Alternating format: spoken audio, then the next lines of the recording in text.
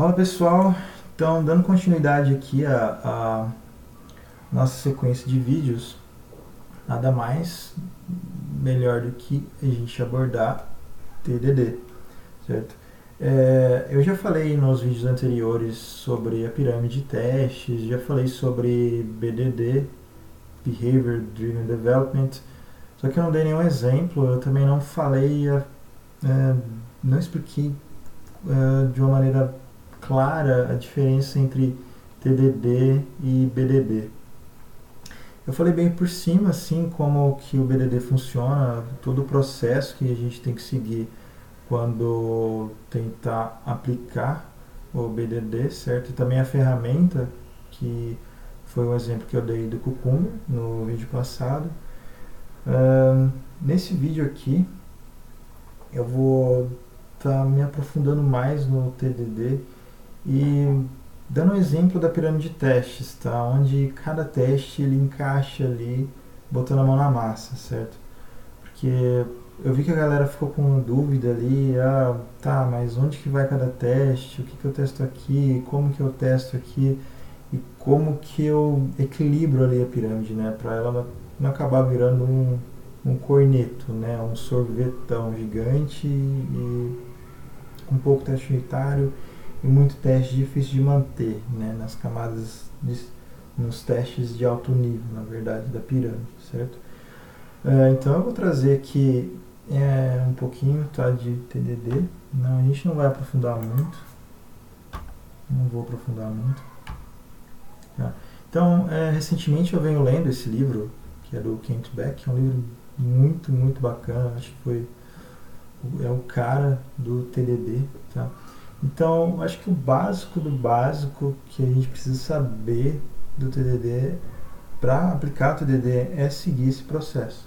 Tá? Escrever o teste, fazer ele compilar, fazer ele rodar e refatorar, ou seja, remover as duplicações. Então, acho que essa é a receitinha aí do processo. Se a gente seguir isso aí sempre, só que vou dar mais umas dicas para vocês de como a gente segue esses processos, esses passos, certo? Para a gente seguir esses passos, o livro ele dá para a gente algumas dicas, tá? Então, ele fala da dependência, tá? Da duplicação de código, para a gente remover antes de seguir para cada teste. E uma coisa que eu queria enfatizar é o solid nessa parte, na hora de remover a duplicação, tá? Se a gente aplicar boas práticas de desenvolvimento de software, como seguindo as práticas do Solid, certo? Responsabilidade única, desacoplamento, coesão, a gente consegue escrever um TDD bacana, certo? A gente consegue seguir, escrever um código limpo, fácil de ler, junto com um teste também fácil de ler, fácil de manter, certo? Mas uma outra dica que ele dá também é a gente não pensar no design, tá? Não pensar em abstração, não pensar em escrever, não tentar prever tudo desde o início, certo? A não ser que seja algo que você não tem ideia de como você vai fazer, certo? Então aí ele dá uma outra dica muito boa que eu acho também, que são essas duas últimas. Porque tem aquela ideia dos baby steps, certo? A gente começa escrevendo um teste pequenininho ali, só fazendo ele compilar e depois fazendo ele rodar, colocando uma resposta bem óbvia no retorno do teste. E a gente vai seguindo os passos bem pequenos, mas o quão pequeno esse step precisa ser, certo?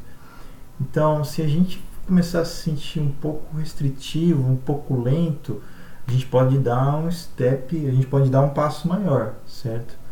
Ou caso contrário, a gente consegue dar um passo menor, ou seja, a ideia é a gente equilibrar esses pontos, tá? A gente conseguir, pra gente conseguir seguir em frente, certo? Não ficar tão travado e também não ter ideia do que a gente está testando ali no código, certo? Uma outra dica muito bacana que ele dá é esse to-do list. No começo, logo no começo do livro, ele dá um exemplo, né, de um problema que ele tem, e ele vai anotando em uma listinha o que ele precisa testar, o que ele precisa checar.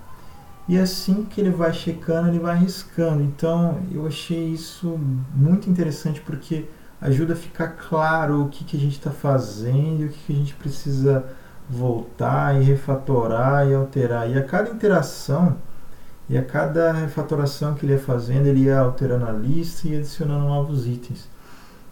Então, como vocês podem ver nessa lista, não tem alguns pontos de negócio, mas também tem alguns pontos técnicos, certo? Porque tem casos, como eu vinha trabalhando aqui, onde o tester ou o quality assurance ele escreve lá o que ele quer que você teste, certo? Ele tenta escrever em uma linguagem de negócio, mas ele acaba falando, cara, eu quero que você escreva um teste para isso. Só que numa linguagem de negócio você não consegue aprofundar todos os testes que você. Quer dizer, só que numa linguagem de negócio dessas, você não acaba que você não vai escrever um teste um para um, certo? Você vai escrever vários testes para validar aquele negócio, certo? Porque você está escrevendo testes unitários.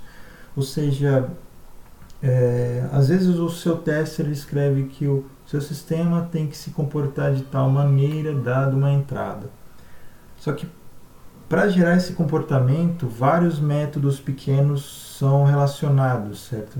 Então você vai escrever vários testes unitários para validar um comportamento, entendeu? Então, basicamente, a gente consegue testar coisas técnicas, tá, whatever. Então, esse é o to-do list. Eu achei muito interessante porque a cada interação ali ele vai adicionando o que ele precisa voltar, o que ele precisa validar, e ele vai adicionando e ele vai limpando essa lista e ele vai, sabe, isso ajuda muito se você não faz a mínima ideia do que você precisa validar, certo?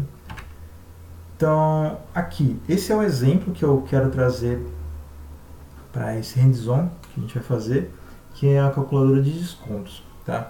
Então, a gente vai aplicar Design Patterns, a gente vai aplicar Solid, a gente vai aplicar TDD, a gente vai aplicar tudo do bom e do melhor de desenvolvimento de software aqui, beleza? Essa aqui é da Sprint 1, certo? Então, imagine que o nosso cliente veio lá e falou, olha, cara, quero uma calculadora aí ou dentro do nosso sistema, vai precisar de uma feature de calcular descontos. E esses são os detalhes de negócio que a gente sabe. Detalhe técnico a gente ainda não sabe, beleza? O meu líder de projeto chegou para mim e passou isso aqui. Agora a gente vai ter que ver o que a gente vai precisar agrumar, sabe? A parte técnica, dado esse conceito de negócio que a gente tem aqui. Tá. Então, aqui, dado o orçamento e o valor total desse orçamento, calcule um desconto. Certo? Então, a gente sabe que a gente tem uma regrinha aqui, que se o valor total do orçamento for igual a 750, então o desconto vai ser de 5%. Beleza? Então, beleza. Vamos lá, botar a mão na massa.